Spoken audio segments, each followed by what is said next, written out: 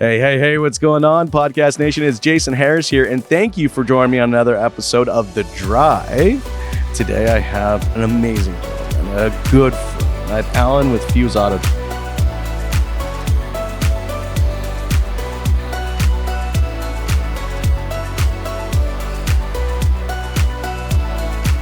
Alan, thank you so much for coming and taking the time to jam with me.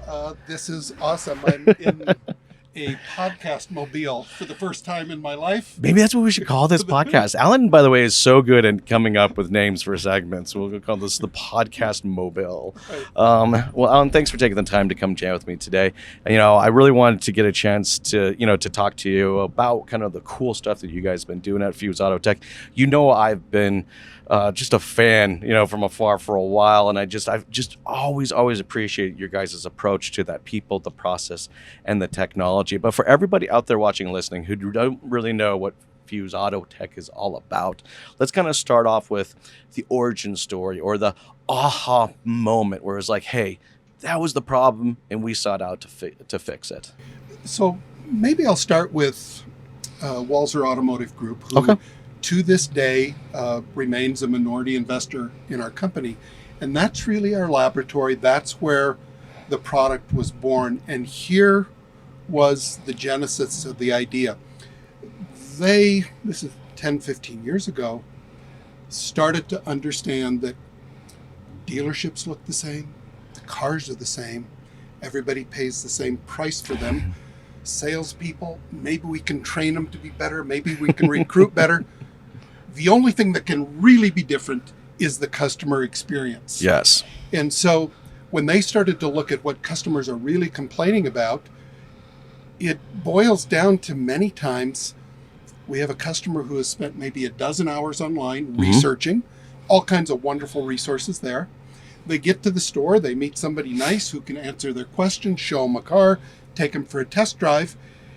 And now we come to the fun part where the customer finally makes up their mind, and sometimes there can be some anxiety here. Of course. We're spending $40, $50, $60, $100,000, and they say yes.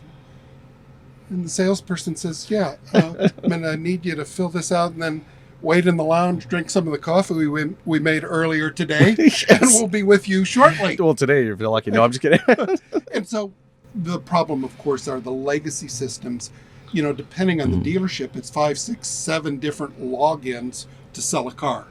Well, and they weren't just necessarily designed that way. The legacy systems were designed for a sales process, right, not a buying process. Right. Sorry, anyways, go ahead. Go with the story. No, you're absolutely right, Jason. And so what we've built is a point of sale system for dealerships. And what that means is that all of those legacy systems are integrated into one screen. So to make this as simple as I can, you can sell a car in an hour, 1 hour on one screen.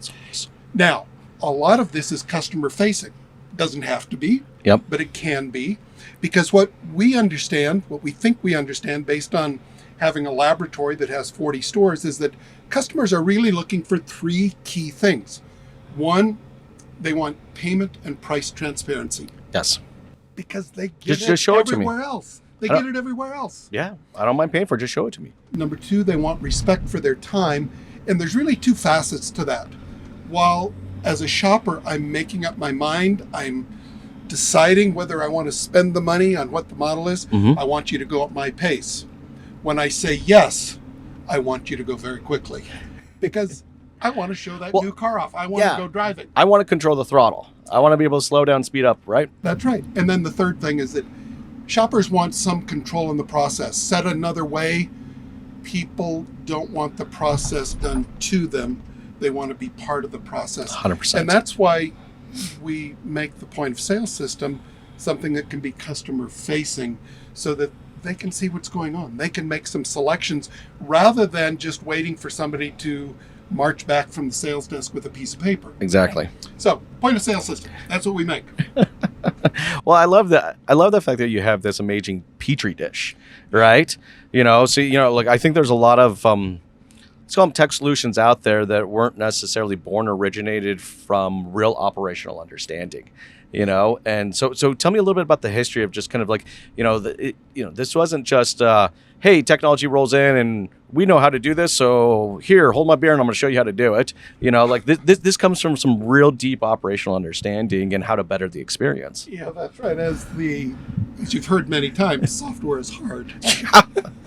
And so the way this came about for us is that, being inside of a dealership group with 20-some franchises, you get a really good sense of what the pain points are every day.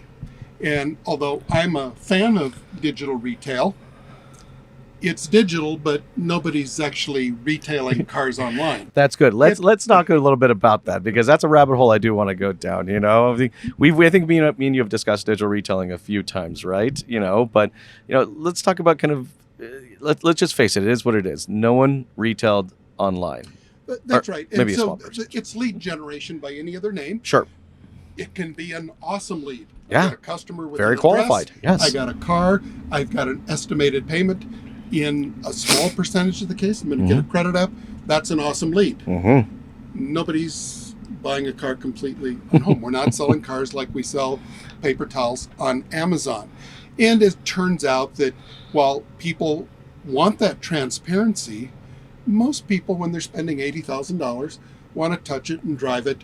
Yeah. And so we see the transaction happening a little differently maybe than some others. Let me be semi-controversial. Let's do it. If you were a software engineer and not a car dude, you'd go, let's do e-commerce for cars. We can be Amazon. Yeah, we'll just drop ship them the vehicle. Right.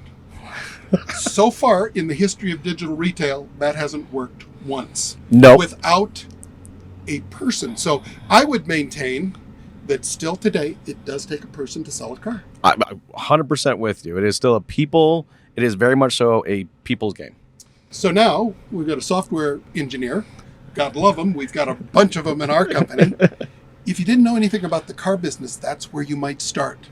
Yes. If you owned 40 dealerships, you'd say, that ain't a problem.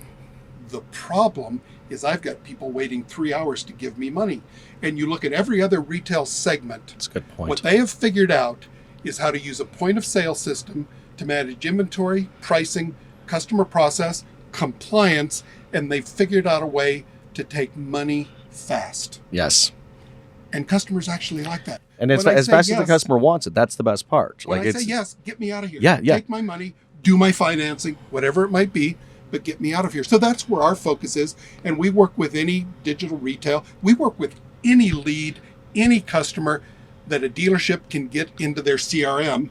And then what we do is we eliminate that 3-hour car sale with a point of sale system. Well, you're creating a process for them, right? So that lead comes in and immediately that process starts to kick in, right?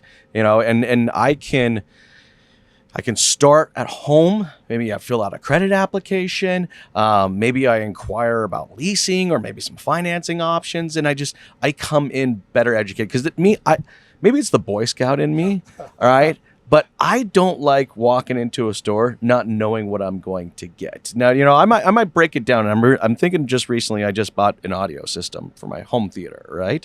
Okay. And I didn't just walk in and say, show me what you got. I did my little research. I narrowed it down to that 2 or 3. And then I went into the store and I was able to touch and feel, but then to your point, once I was ready, I was like, that's the one. Wrap it up. Let's go. Exactly. That was the expectation. I want to go home. I want to get it installed. Let's go. That's look. We're not doing this for the sake of doing this. You guys aren't just doing it for the sake of doing it. This is the customer's expectation now. Here's an important point. You mentioned customer expectation. Customers don't compare only the dealership experience from one dealership to another. No, they're comparing that retail experience to every other retail experience. So why can I go and spend $500 at Nordstrom and have this lovely customer experience Absolutely. And spend $50,000 at a dealership on a Saturday afternoon, which in too many dealerships comes as a surprise? Here we are, 50 years in business. Hey, it's Saturday afternoon. We're a little backed up. How did that happen? I have no idea. Okay, it's the lack of automation. So can we tell audio jokes? Absolutely. Okay, so I've got the greatest audio system story. Looking forward to it. I live in a small town in Montana, Bozeman, Montana. My Yes. son lives there too. We have a good friend who operates the only stereo store in Bozeman, Montana, and it's a high-end store. Of course. And around Bozeman, Montana, we get celebrities that buy ranches. So they want to So- do them up big. So Michael Keaton, Yeah. who apparently doesn't know much about audio systems, walks into this store and he asks the owner, he says, I'm here, I want a system for my home. Do you sell Bose? And the guy says, I don't sell Bose equipment, but I've got all the best. I've got Macintosh, I've got Luxor. We can build you a beautiful system. Michael Keaton listens, but he won't get off it. He says, but you don't sell Bose, right? The guy says no, and he starts to go through it again. And finally, Michael Keaton says, well, isn't Bose the best? And the guy says, is Val Kilmer the best Batman? He did sell him a stereo that Okay, day. I was going to say. Yeah. Okay, back to the car business. Okay, so get it's an awesome one, by the way. I can actually just picture it in my head. So I'm just laughing. Are you the best? Is Val Kilmer the best Batman? I'm a Val Kilmer Batman fan. I am. I know that might everyone's going to hate on me, but I am. But no, I mean, like, let's. It's funny because you bring up Batman, right? And I always kind of think of just everything always just looks so easy, right? And why is it so easy? Because Batman's got a gadget for every effing situation. Yeah, Batman has a process. He's got a process. He's got the technology. He's got a utility belt. It's Right. it's literally all there. And I'm making this correlation here because this is kind of what it feels like to me when I get the right piece of technology and I get it into the right person's hand. All right. And they're able to do some amazing things. They're able to kind of create an amazing experience, right? Because they have the right tool for the right process, for the right moment. And I know how much that impacts the experience. I mean, look, the experience is never a big thing, because if it was a big thing, we'd do something about it, right? Like, it was like, there's no parking. Okay, well, we should probably fix that, because if people are going to come to our dealership, they need a place to park, But, like, it's the little things that always make up a big experience. And I would like to kind of talk to you a little bit about the little things and how you think we can kind of improve on those little I things. think you're absolutely right. It are all of those tiny details that lead to surprise and delight. Yes. And let me take just a simple thing that happens every day in a car dealership. Customer asks, how much would that car be per month? Mm-hmm. Okay, great. If you have X credit and Y down payment, I'm going to go to the desk and my sales manager will get a payment. You bring that back, and the customer says, okay, well, it's a little more than I thought, but I understand. What bank is that? Well, that's one of our leading lenders. Mm-hmm. Okay, that's a bad answer. So with a point of sale Doesn't system, feel transparent at all, does it? no, it sounds It's a leading lender. So is that Tony? Is Tony with a bat? Is he my lender? Is this a real payment, or what are we doing here? So with a point of sale system like Fuse Transact, what the customer sees are payments with bank logos next to them. And so that's where trust starts to be built. So if you see Toyota Financial Services, the payment is X. You see Ally Bank, That's payment huge. is X. You start to say, okay, I'm understanding how this works, and I'll judge whether those are leading lenders or not, or whether Yeah. I trust them. And this is a very common shopping experience. If I'm going to take my family to Disney World, I would go to Priceline or Expedia, Sure. and they're going to show me all the hotels Every single by one. brand name with a price. So this little bit of transparency that says, aha, I recognize those logos. Got it. It looks like whoever it might be, Ally Bank has a more advantageous rate. Thank you. If you're looking at the point of sale system and I then adjust the credit rating or the down payment, then the monthly payment changes before my very eyes. As a consumer, I'm going, I believe that. I believe the technology, and I believe the technology more than whoever it was you went to talk to when you left the desk to talk to your manager. Well, yeah, let's talk a little bit about that desk process, because I always get a good kick out of this, right? Just like, the fact that we still have people come in, fill out a worksheet. They take this worksheet. It goes into a mystical sales manager's office.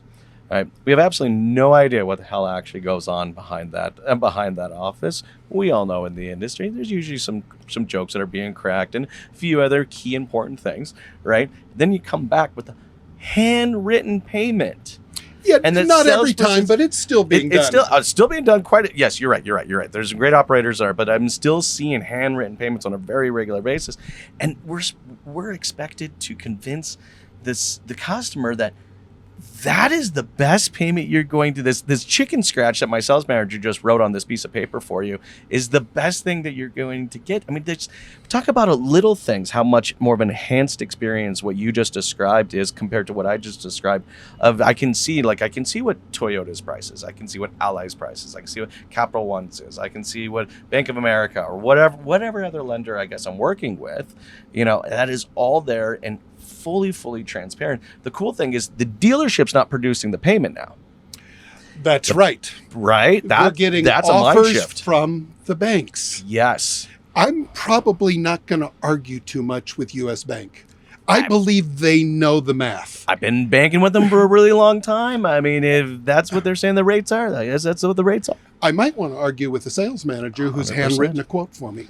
Now, let me go a step further and talk about job roles. Mm-hmm. So we've taken sales managers who got promoted to sales managers because they were great with customers.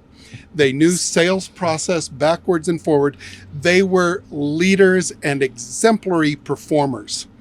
Now we've got them doing math for a living. I would maintain that machines are better at math. And if we can free that sales manager up from behind the desk to do some coaching, to meet some customers, to help put together car deals, that's a more important use of their time than to watch them on a Saturday afternoon where they're backed up. They've got 3 or 4 salespeople deep. Yes. They're trying to get quotes out.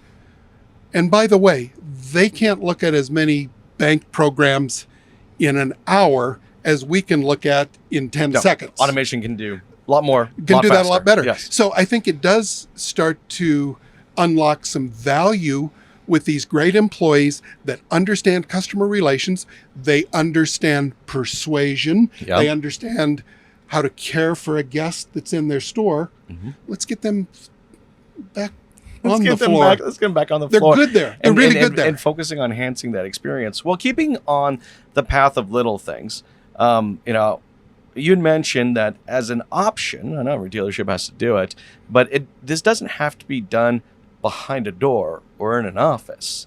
This can be done on the floor in front of someone. Yeah, so I'm gonna talk about what I see as kind of the current business models. And our point of sale system, Fuse Transact, will work for any business model. But let's kind of break those up. And I'll use some euphemisms here. We might have, say, a dealer that's an innovator, and they would have the most radical processes. So this is one price, no negotiation, maybe single point of contact. Mm-hmm. That's a really small group. Now, obviously, automation like ours would work really well for 100%. them. But let's take the broad part of the market and who I would call the explorers. And so this is a dealer who still has a traditional finance office, but they're moving towards the future. They're focused on customer experience. They're focused on compressing the time. And so point of sale system could be used first by the manager, yep, who then sends the quote to the salesperson, who can show it on a tablet or a computer.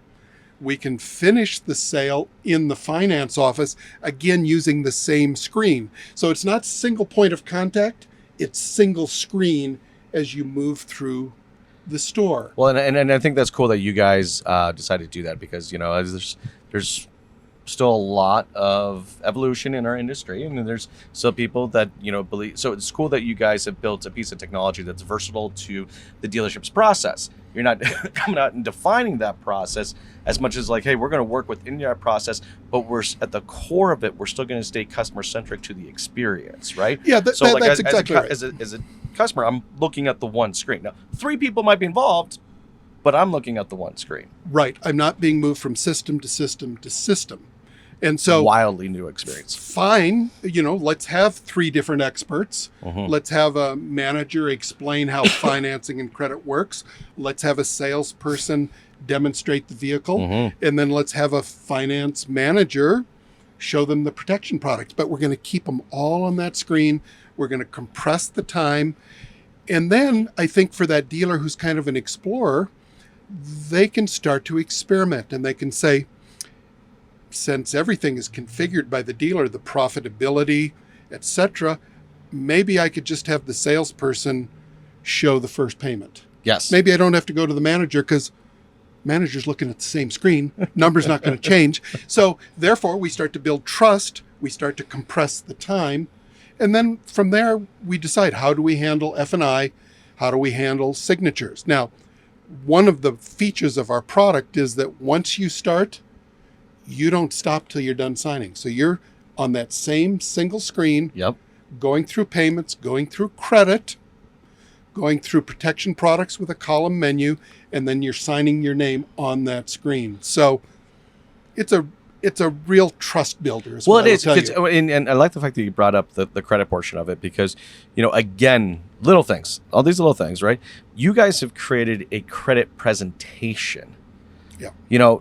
Not the way like you're not selling a payment, all right? You've created a custom tailored credit presentation to the individual that is there based on them.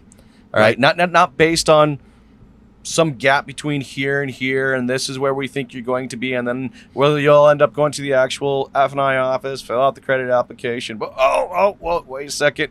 Guess your credit score wasn't really what we thought it was. Now it's going to be $17 more a month, and you know what I mean? Like you guys have created this beautiful credit presentation. Well, I think we have to give customers credit for their intelligence, and we have to respect them. If you show them all of these facts about credits, payments, interest rates in a transparent manner, you're using bank logos, most people understand this. Yeah. They're willing to accept that if my credit's not what I hoped it would be, the interest rate might change. Yeah. And we can just show them, we can trust them, and in return, they're going to trust us, and that's how we increase sales. It's how we increase profitability. Well, it's this one screen experience creates this trust. It's transparent. I can see, as I'm adding things, if I'm purchasing accessories or if I decide to get additional warranties, you guys have all this preloaded in there, correct? Right.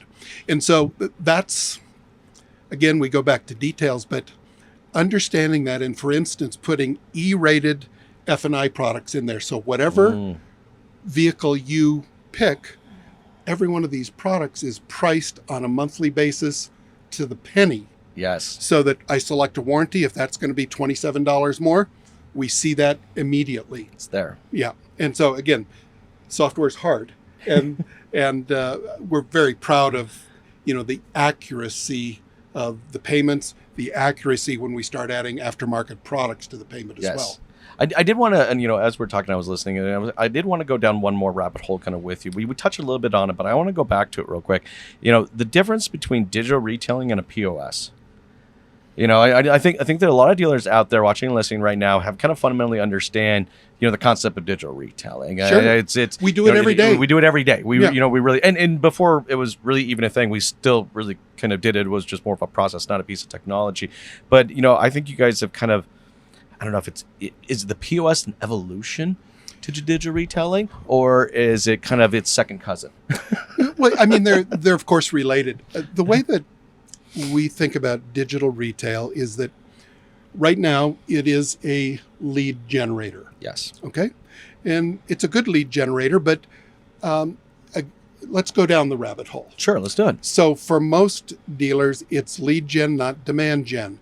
And it's one of the things that can be frustrating about buying a car, is that every piece of useful information on a dealer's website is behind a lead gate. Yes. 100%. Okay.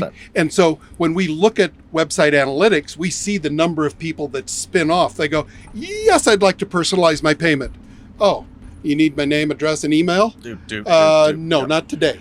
Yep.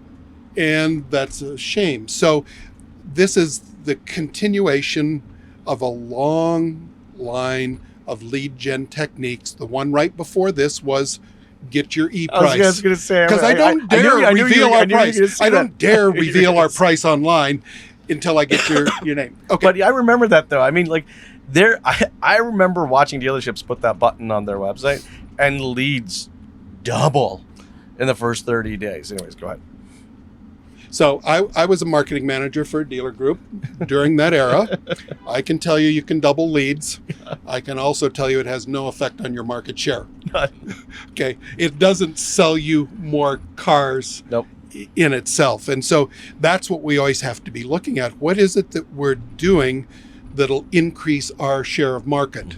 If it's just a lead gen game, give away the free dinner at Red Lobster. We can get some leads. I still see that sometimes. Well, I still see that.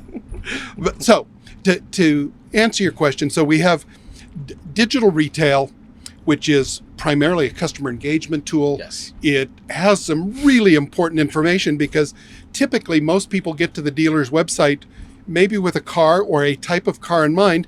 And as they get more serious about buying, they need this one question answered. Will this fit in my monthly budget? When I go home and talk to the family, talk to my partner, Am I looking at the right vehicle, or do I need to make it look at something else? is it $500? Is it $900 a month? Exactly. And so super important information in that buying journey. Now, when we get to the store, something else happens. And I would make the point that as we look at other leading retailers that are both online and in store, outside of the car business, there is not one of them that uses their online system to transact in store. It's true. It's Because very we have rare. a different customer in a different environment Yep. in the car business trying to do a different thing. And so that's why we've created a point of sale system that streamlines the in-store process as opposed to trying to get them to use digital retail.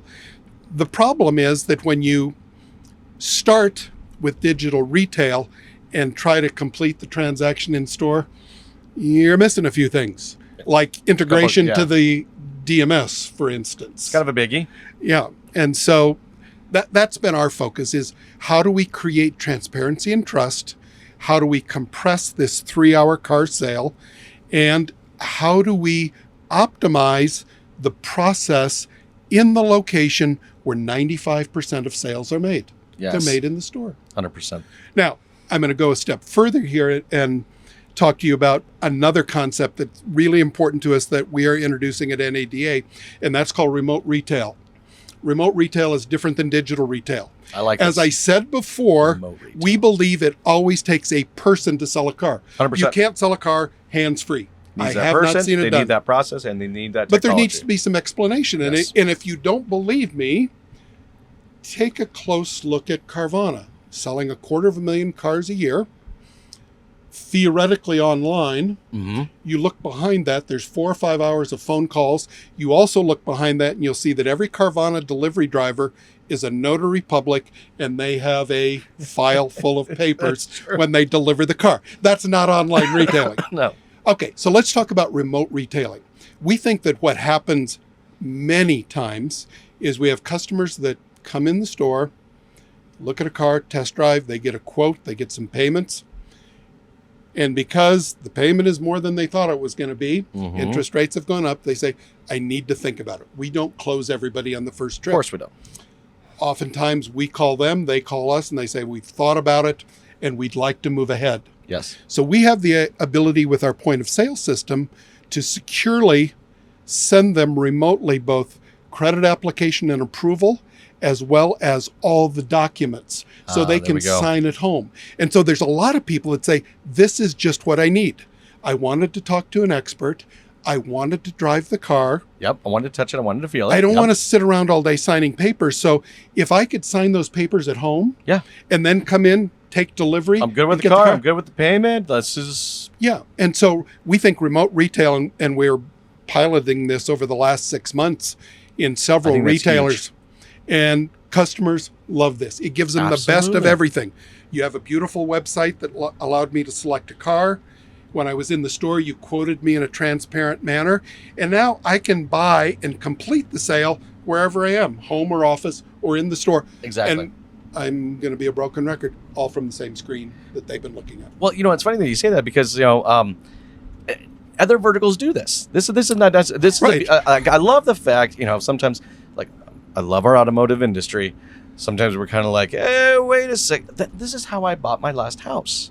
This is the exact same process. I didn't, I did my shopping. Right. All right. You Did my probably credit looked at approval. the house that you're going to buy. I did. I went and looked and smelled it, touched it, the whole thing. All right. But when it came to saying, okay, I'm going to go ahead and do that one, right? Remote access to the documents, sign all the documents, remote access to whatever additional information that I needed, legally, everything. It was just, Yep. and so other vertical, this is just what I'm saying is that this is what the customer's expectation is. If I can buy a $500,000 house or $100,000 house this way, why can't I buy my car this way? And I love the fact that you guys, and you're 100% right, remote retail. Right. That's exactly what it is. It's remote retail. Yeah, and I think that with the way most customers are shopping, yes, they do want a hybrid experience. So fine, go to the website, Sure. Oh, use absolutely. any of the payment estimators. Yeah. We know that most of the time that payment will change when you get to the store for two reasons. Mhm. One, most dealers don't post their transaction price online. Mhm. There is a lower price in store.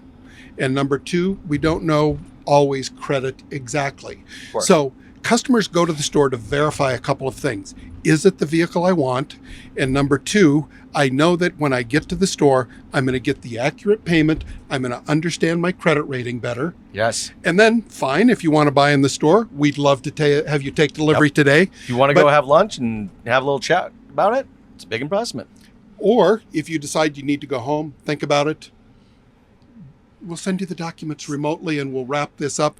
And your next in-store experience is 15 or 20 minutes of delivery and fun and that's- excitement. That is just so empowering to the customer. I really think it is so empowering. It's so customer centric. It's so empowering. Look, Alan, this has been a great conversation. I know we can currently keep going on this, but we're getting towards the tail end here. And for all the dealers that are out there watching and listening to us, have this conversation, and they want to learn more and connect with you guys, what is the best way to do so?